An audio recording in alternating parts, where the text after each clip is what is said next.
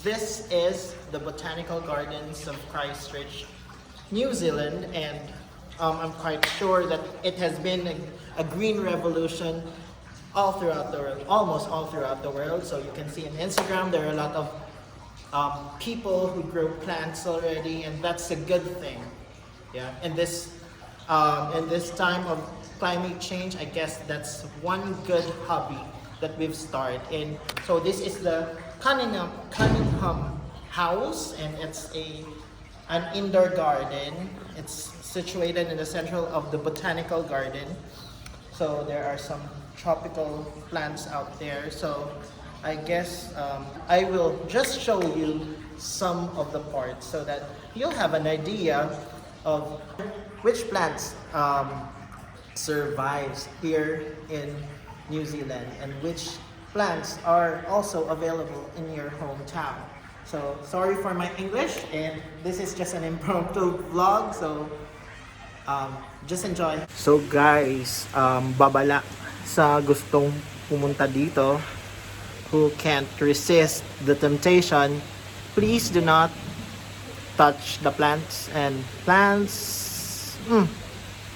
material theft will be prosecuted. So papakita ko sa inyo kung anong mangyayari once mahuli kayo na kumuha ng kahit isang dahon. So bawal yan. Anyway, see you later. So eto nga yung botanical garden. It's Cunningham House. So dito pinagbabawal, kung nakita nyo naman previously yung pinakita ko, pinagbabawal yung pangungupit ng tanim. I know there are itchy hands, especially if the plants grow using the leaf. So ito yung nangyayari pagka nangupit kayo at nahuli. Inan niyo to. Pinutulan ng kamay. Joke lang. So anyway, so this part of the Cunningham House is all blooms. Yung namumukadkad na mga bulaklak. Most of them, actually. Dun sa kabila naman, we have the tropical plants. So, may pa waterfalls doon. So, I'll let you see later on kung anong meron doon. Then, if we move towards here, we have the cactus area. All dried up, all dried soil. So papakita ko naman. Cactus.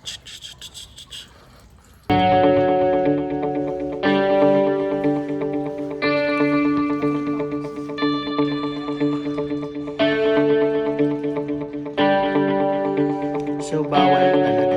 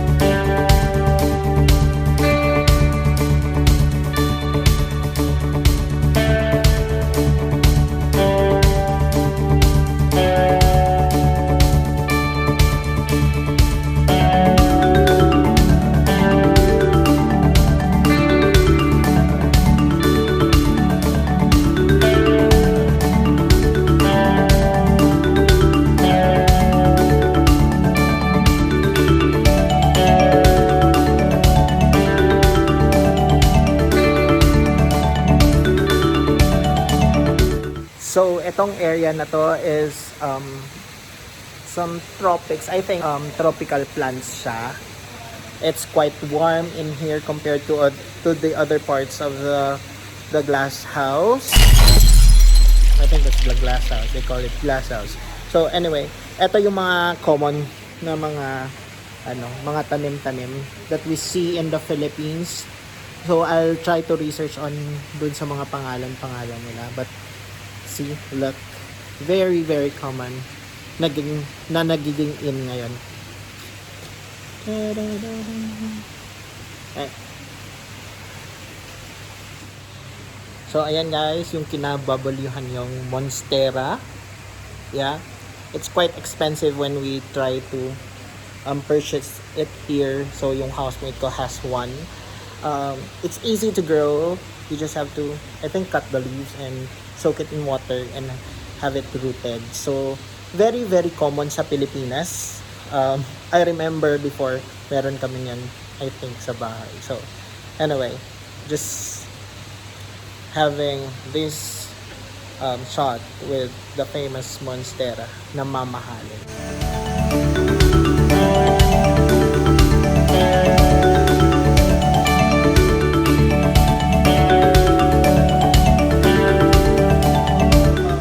This is the tropical area of the glass house.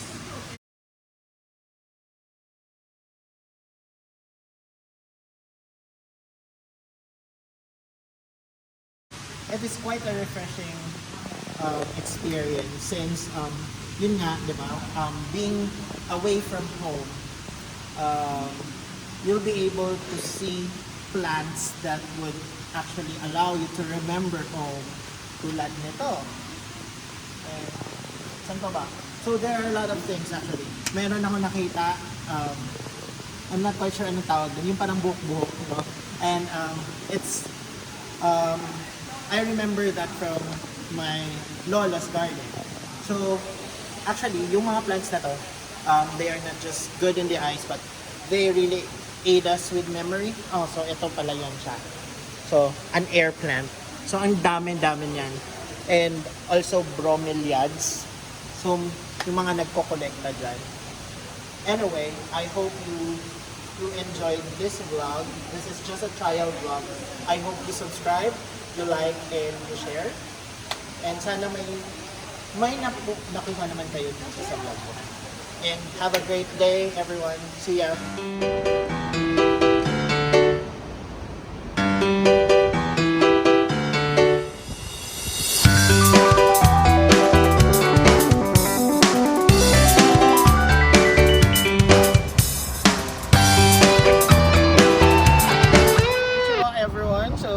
Not in Japan. We're still in Christchurch. It's actually Hagley Park North. And so cherry blossoms. Actually, I'm not quite sure if it's really cherry blossoms, but it looks like cherry blossoms. Oh, thanks for the nod. Thank you. So someone nod. Yes, these are cherry blossoms, and it's during springtime that they bloom here in Hagley Park. So just right beside Botanical Gardens. So just enjoy watching. I'll give you some shots. Okay, bye.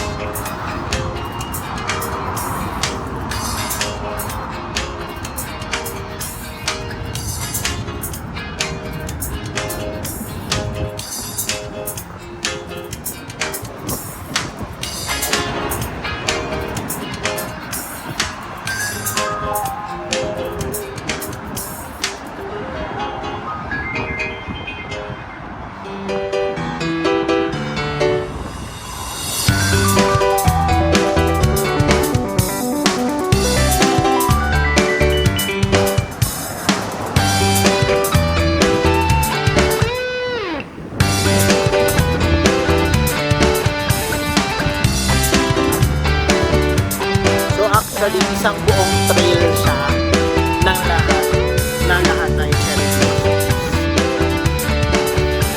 Sobrang ganda niya tingnan.